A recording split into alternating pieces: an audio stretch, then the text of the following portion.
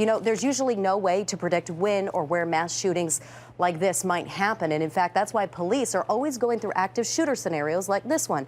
Jill Gallis went to Tempe to check out one of the facilities where officers get this specialized training. We're here inside of 999 Consulting's facility in Tempe, where they consistently train local law enforcement officers in how to react and respond to a mass shooting or active shooter situation. Kevin is a retired officer and sergeant with the Tempe Police Department. And Kevin, we're hearing about situations like this, but how realistic is it that someone could find themselves in a mass shooting situation? Well, you certainly don't want to act like it's never going to happen to me. We don't want to bury our head in the sand, but at the same time, the likelihood is very, very rare.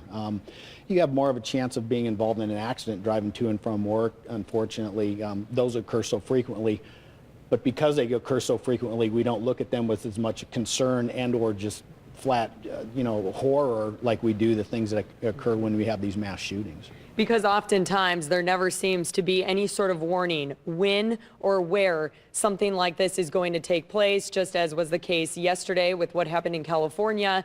That's why training is so critical. Can you talk us through some of the tools that you use here at your facility to help train officers? Sure. So we train with this simulator system. It's a firearms system. The gun basically shoots a laser that registers out on the screen.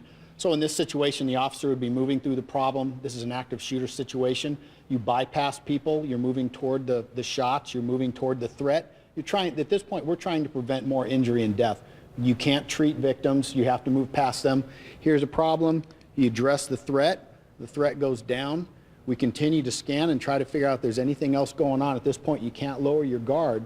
You may start to think about pulling in more resources. We have an additional threat. You deal with the threat down the way again, and then at this point you're still assessing and trying to figure out what's going on, but you will hit a point where you say, okay, I feel like that we're at a point where we can start bringing in people to start treating these folks that have been hurt and injured and shot.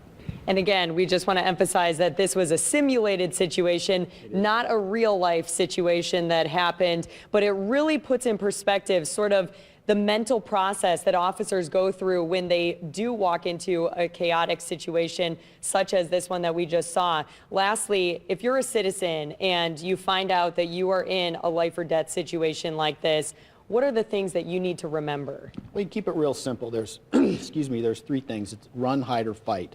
So the first thing you want to do, if you can put distance between yourself and something bad that's happening, that's what you need to do. You need to run. You need to get away from it, get outside of the building if that's where it's occurring. If you don't have that option, the next option is to hide. So you find a place that you feel that you can maybe lock a door, get yourself out of view, and maybe put something between you and this suspect or the shooter. And the last option is fight. If you have no other alternative, we tell people don't just give up. Fight. Do something. Get with the people that are with you. Formulate a plan. Have a plan. The biggest issue is you just need to have a plan so that you don't just freeze up and watch things occur. We want people to put something into action, have something in mind so that you know what to do. Well, it's advice like this that really helps build an awareness and get people thinking, what would I do if I should find myself in a situation like this? And it's simple advice that could also help save your life.